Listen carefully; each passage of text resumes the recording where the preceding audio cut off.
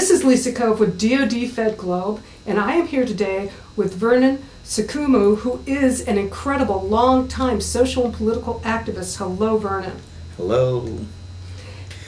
Well, I came here in 1956, my first trip to sunny California, and I joined the Navy, and it was an eye-opening experience for me in boot camp. I was at the top of my class. I got a GCT and ARI that would allow me to go to almost any school in the Navy, and I applied for all the school. I don't know, the electronic technician, the electronics mate, and I don't know what the third school was, but I remember there was a fourth option, I believe, and I talked about hospital corpsman because it seemed like something that if I could do that, one day I could probably work in the hospital or something. Well, when it came time to get the schools back, where they send you, give you the information on where you might go to school at, I didn't get to school. I'm shocked. I know what the other guys are getting. So they said, look, don't worry about it. And I never forget this guy. He said, because Uncle Sam is a strange guy. He wants you on the ship. That's what he thinks you're best at. He said, when you get on a ship, don't worry, you can strike for something. Well, when I got on the ship, I began to do that. But before I began to do that, my first day on the ship, because I'm from Louisiana, I met a cook, a black cook, who said, you're from Louisiana? I'm going to make a cook out of you because everybody from Louisiana can cook. And I said, I'm not cooking for anybody. I want a rate that's going to give me some skills when I get out. And he just looked at me, I'll never forget this. He said, where are you going to be, boy? And I said, an electronic technician, a radarman, a sonarman, something to do with electronics, in as much as I can find a job when I get out of the Navy that'll pay me some decent money. And he laughed at me. And he said, well, if you ever want to cook, you can come and cook with me. And from 1956 to 1958, I tried over and over and over. And finally, in 1958, the XO called me in his office and said, why are you always putting on these chits to try to go in these divisions? Sonar was the time. He said, we've never had anybody Negro in sonar, and they don't want you in there. What do you always want to go places where they don't want you? And I just blurted out to him, is this like trying to go to school in Little Rock, Arkansas? And he just kind of, are you calling me prejudiced, boy? You better get out of my office. Don't you ever come in here again with another chip to get out of that division. Go do the work that you can do. And of course, by this time I walked out of there and never went back and accepted my fate as a black person in the Navy. I was going to be a deck hand, period, despite the fact that I graduated at the top of my boot camp. Well, you know, Truman had integrated the military in 1948. This was 1956, so that's 8 years had gone by. And just like with the Civil Rights Bill, when they passed it, no one applied, in the South particularly, no one paid any attention to that. Make us do it. So they had affirmative action. They started yelling reverse discrimination. Well, in my 4 years in the Navy, I saw two black officers. Admiral Gravely was one of them who became the first, and he was on my, in my squadron.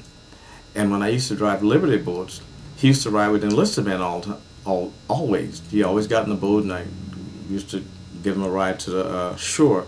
All the ships used to be out in the harbor back in those days. There are no buoys out there, but that's for the car not a red. And so we had to take people back and forth. And when I met him after I got out of the Navy and after he was discharged, I told him that I used to give him a ride. He said, well, I used to ride with you because that's the only way I could get ashore. Unless I swam, the captain would not allow me to use his Liberty boat. He was the XO. It's from his mouth. So anyway, I saw everybody in the Navy that were black, that were Filipino, or any other minority race being limited in the 50s to cooking, to steward, that's serving the officers, and you could go in the bilge, that's down below in that hot. They did allow blacks to do that, boilermen and enginemen. And that's not bad. You actually could make a rate. The problem was when you're in a place like the Philippines, that's 120 degrees down in that place, and people who spent 20 years there, when they got out, none of them could hear. They lost their hearing, all of them, and I'm not quite sure what the Navy did or didn't do for them. It was obviously the worst kind of work to do, and all the places that you could work that had rates that would allow you to have a job just didn't exist. And we just were, generally speaking, treated bad. But what it did do to the 20 of us on this destroyer, 2022 at the most, we kind of had to take care of each other. That's a shame, because we were supposed to be preparing ourselves to fight this enemy over there. But we had to take care of each other. Our fights were normally, you may not believe this, every time there was a fight, the only fight I ever got into in the Navy, someone called me the N-word. And I jumped right up and hit him in his face. And that was that. And that happened to anybody. If you did that on a ship and you were black and someone called you the N-word and you didn't fight, we probably would have thrown them off the ship. I think the first thing I did was go to a few rallies for CORE, and then I got a job after the Watts revolt in the 60s. I got a job working for the Urban League, which allowed me to begin to learn from people like Hal Brown, whose office was next door to me, and George Stevens, who worked for the Urban League at the same time I did. George Stevens was ex-city councilman, who's now passed away. And it allowed me to work in the arena, so to speak. I didn't have to go to work at a job and then come in the evening or weekend. And that's when I became involved in the activism of the community.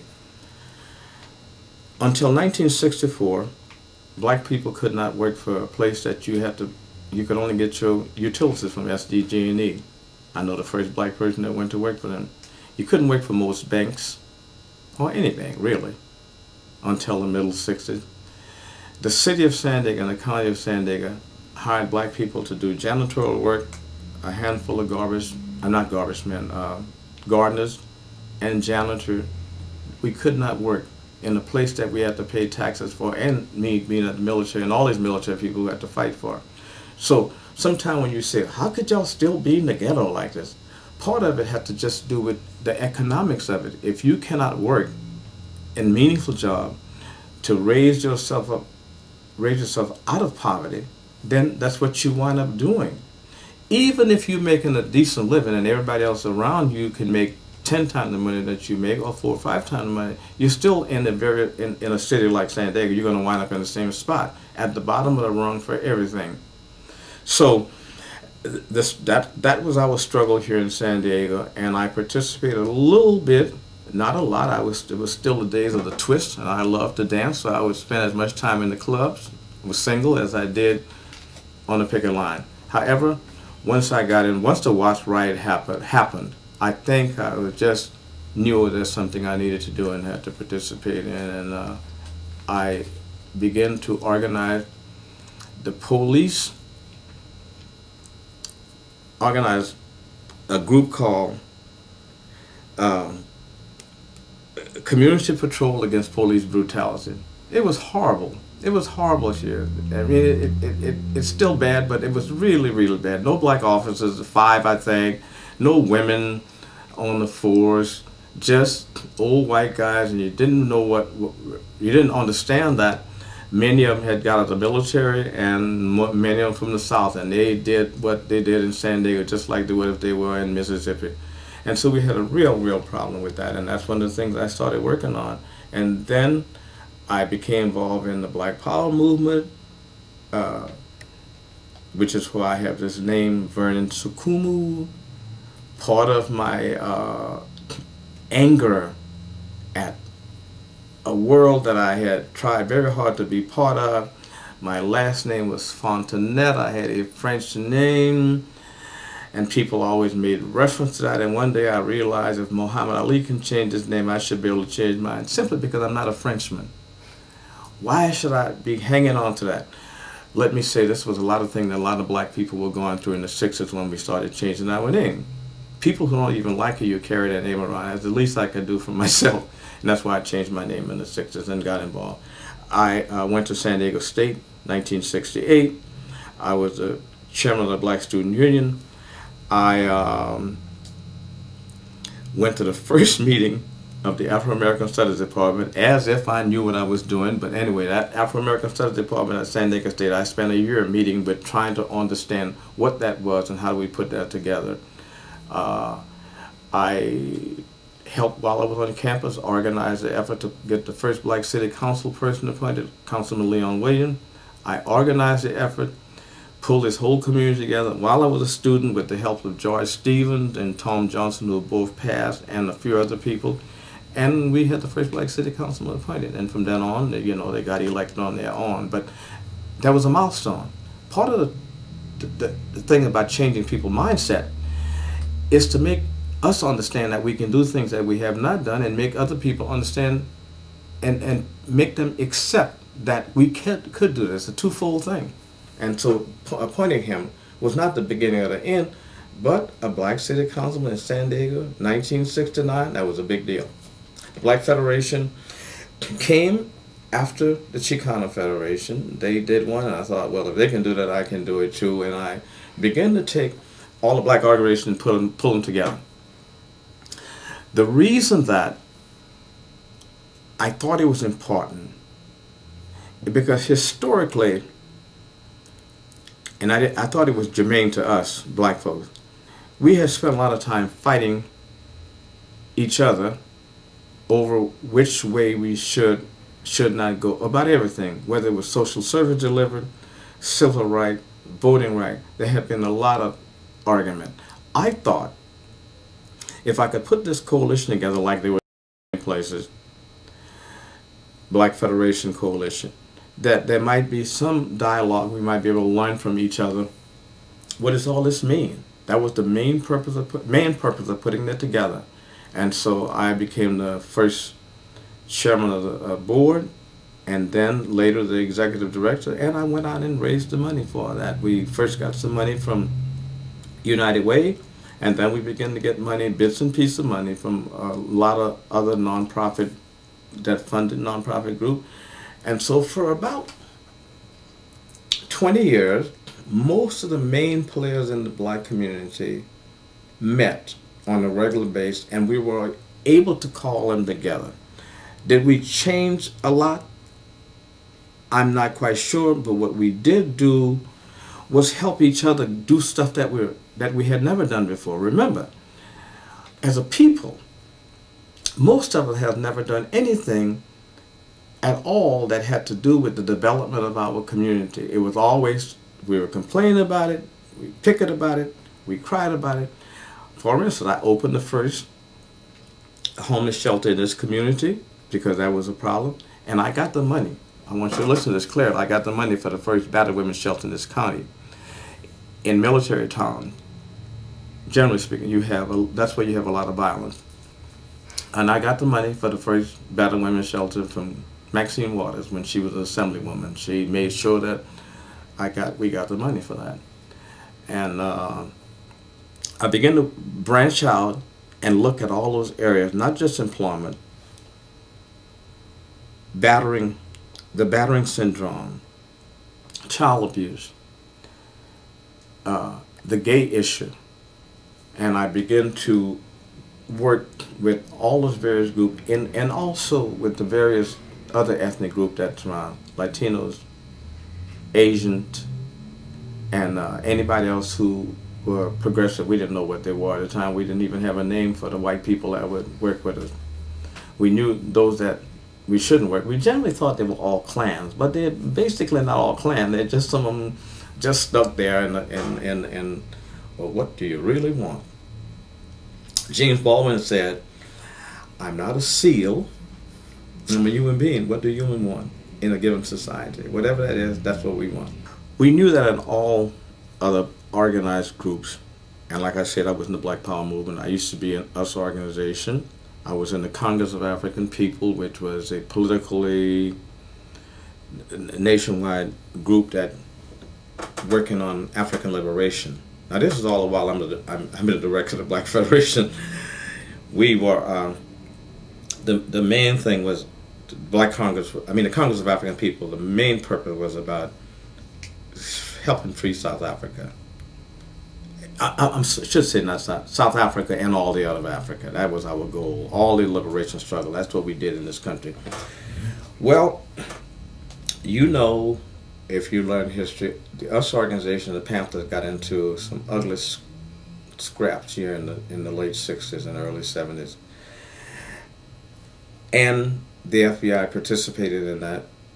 In that, they would send plants in and all. However, I'm not going to blame everything that happened on them. But one day, when COINTELPRO became a name that most people in law enforcement are still familiar with, found that J. Edgar Hoover had put together this group of people to spend their time disrupting all the black movement. But it wasn't just a militant movement. He didn't like Dr. King, who was certainly a pacifist, if you're going to, or nonviolent, and NAACP and everybody else. And so one day, I get a call from the church committee. Senator Church from Idaho was looking at what the FBI had done, and they sent someone to talk to me, and they showed me my name on letterhead from the desk of J. Edgar Hoover, and he congratulated the local FBI in San Diego for the second killing that had happened between us and the Panthers here. Keep up the good work. Which indicated that not only did the killing happen, that certainly I didn't want to happen, it shouldn't have happened, but that they had participated in trying to make sure that something happened. Those particular killings that we had here, 2 of them, the trigger may not have been pulled, but he was pleased that they had participated in that. And I think J. Edgar Hoover was just an evil old man who saw the world through some very, very, very dim lens, and anybody that didn't look like him or come from where he came from, wherever that is, I don't know, he did not have any appreciation for. I mean, the stuff that he did with Dr. King was almost unbelievable. He said that Dr. King was the worst man in the world. Here's a man who's only asking for the same liberty that you hear Ron Paul and those guys talking about, and the same rights that we should have had just as being human beings. Just because this country had went to World War I and World War II and said we were the land of the free. We're free. How could you be against that? And what other method can you ask for when you just don't give it? Inasmuch as you fought a civil war and all that. And he was mad at Dr. King. I mean, I can't understand. I can understand him being mad at the black militant. We said a lot of mean things about the system, the society, and specifically about certain white people. Sometimes our brush was too broad. But Dr. King? Gay marriage was not an issue. Everybody said. But see, when people think of marriages in America, they think of marriages in America or in Western countries. They're not like that. I mean, marriage means 2 people hooking up. They get together and they raise a family. There are a lot of ceremonies, but many rural areas are not Christians or Muslim or Jewish, certainly not Hindu or Shinto, and there's other religions. They have their own what have you. So people get together, sometimes prearranged from birth. If you are prearranged to get married to somebody from birth, you honor that tradition, and if you happen to be gay, too bad, you're going to stay there. But the people who are openly gay on several occasions, several tribes I read had openly gay marriages. Polygamy in many places in Africa is by both sex. Women can have more than one males. Males can have, obviously, African males have have many multiple marriages. I remember the Pope saying to the priest in and I don't remember what part. I got a feeling it was Nigeria, where it had this big Catholic community. He was saying, Pope John Paul II, please, whatever you do, one wife only, to the priest. And you know priests aren't supposed to get married. Well, what happened, I think, is that a lot of the priests get married before they go into the priesthood, and then they don't turn them down, because marriage is a whole different notion in Africa than it is in the rest of the world. It's pretty, I'm not talking about it being better or worse, but it is just a little different, and the attitude about all of this stuff is just a little different. Somebody was doing some research a few years ago. I read that, and it was in the mainstream press. It wasn't something I read off the internet or Wikipedia or something. It was that people got married in China. Gay marriage was legal in China until about 150 years ago. I would have to find out which one of the emperor at that time, and I don't know which one it was, who decided against that and began to close it down. But until 150 years ago, there are two tribes in China. They're tribal in the tribe. They're small, mountainous tribes, and where the women are in charge of everything. Two of them, they did. LA Times did a long series of articles. He went out to the village, and the women control all of the resources that is passed on to women, just like it is in the other way around in most of the world. There are two of them in China still today. Do you know what all people mean? All communities mean? Equality? I mean, it's really that simple, period. But what happened to the antagonist to this idea is that they'll take bits and pieces. We don't have any problem with gays, but marriage is something that's been around since the beginning of Adam and Eve, they'll say. And it's between the man and the woman because God wanted.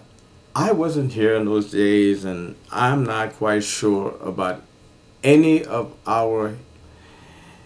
the absolutism in our history as human beings here. However, that's a religious belief that no one should mess with, and your group, if you feel that way. Gays should have the same right that all other human beings have. Period. Period. And it shouldn't be based on, well, as long as they don't do this, as long as they don't do that, or sometimes some people say, well, why do they have to show their affection in public? I show my affection in public. That's their business. It doesn't bother me. It doesn't take anything. And one of the best comedian I ever heard talking about that was, I can't think of his name right now, he said, about the gay marriage, I don't think they're going to force it on you. You don't have to do that if you don't want to do it. Straight guy or straight girl. If you don't want to get married to someone of the same sex, don't do it. It's simple as that. So that's my feeling about that. Let me tell you, when I went to school, and I'm looking back at it, I didn't think much of it. We had the differences I see. We had bullies who were just a bully. They bullied everybody, and most of us didn't like them. The girls didn't like them. We didn't like them, but they were bigger or badder than. I'm the oldest of 13 kids, and I have. My aunt, my dad's sister, had 11 kids, 9 boys. I didn't get bullied, despite the fact that I'm small. No one bullied me because, hey, it wasn't going to be. Plus, everyone knew my father, who was a big old mean man, so I didn't get bullied. But I remember looking back at there was 2 or 3 kids all the way to school, just bullied other people, whoever they chose. Today what I find, and I saw it in my children's school, that someone will start bullying a person, and then everybody piles on that person, which makes it totally different than when I went to school. And you'll have one child that gets bullied by everybody. That's a different phenomenon. And what's happening now, I hear all of these kinds of programs that are going in place. And the schools should have one that says, we'll work with you, but you can't do it on our campus. It can't be like, oh, stop begging me, be a man or be a woman and grow up in it.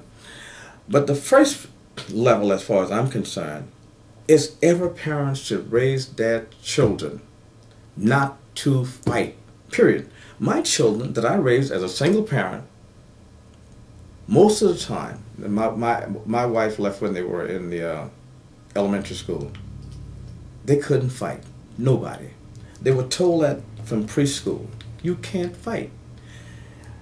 You can't disparage a person because they're different than you, either because of their size, their color, or their not being bright, or their sexual orientation when they were old enough to understand that.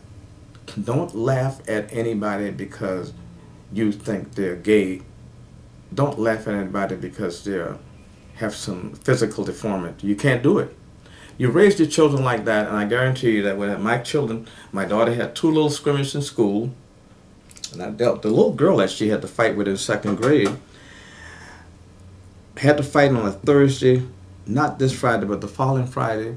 I brought her and her little sisters to my house, and they spent the weekend, my sister and with my daughter, and they became friends, all through elementary school. I asked the mother, can they come and spend a weekend with my children, with my daughter? And they're still friends. They went to all through elementary school and never had another fight. So, and when I went to school and my daughter was crying because she knew I didn't want her to fight. She was bawling. The other little girl was not. I took her and sat on my lap, and I took the other little girl and I sat on my other till her mother came, till her parent came. I set them on my lap, and I held them both.